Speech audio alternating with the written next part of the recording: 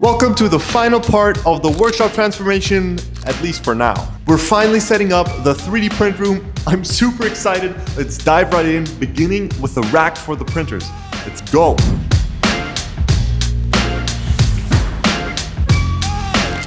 The rack just arrived. Let's put it together.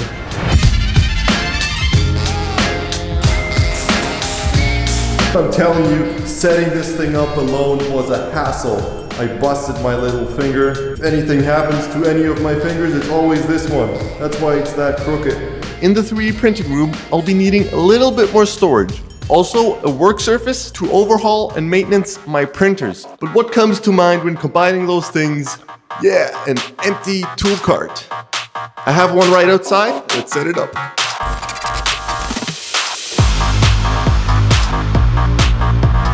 This cabinet is going to be my filament storage. It's super dusty. Let's clean it up and put all of my filaments inside. Let's go.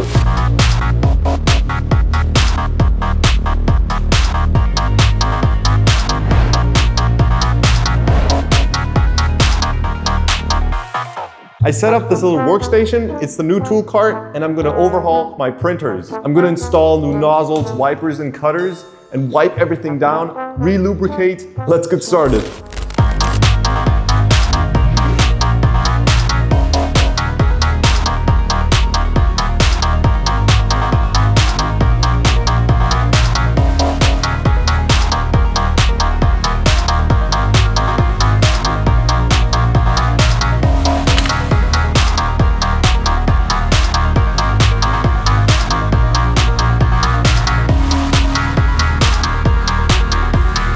All my printers are clean. I added a glass modification to the P1P. Let's get them into the new rack.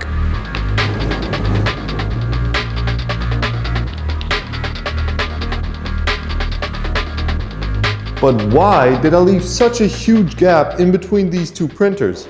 Well, let's get to that. This is the Bambu Lab H2D, and I have to admit, it's been sitting around in that corner for the last couple of months. And I bought it entirely off Maker World points. I didn't pay a cent. Anyways, let's finally set it up.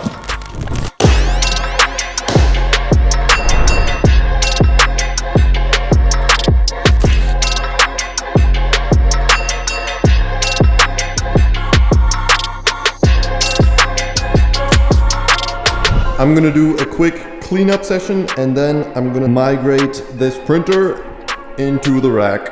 Let's go. It's heavy, man. It's so heavy.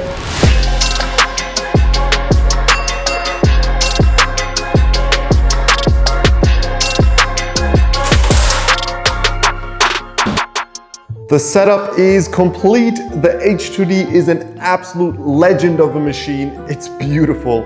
I got the AMS set on the P1P. My filaments are neatly stored in this cabinet. And in a couple of days, I'm off to Canada visiting the guys at Hacksmith, my grandma, and I'm gonna be doing a road trip. That should be fun. I should be getting a haircut before I leave though. That was it for the video. Thank you for supporting me. Have a fantastic day. Peace.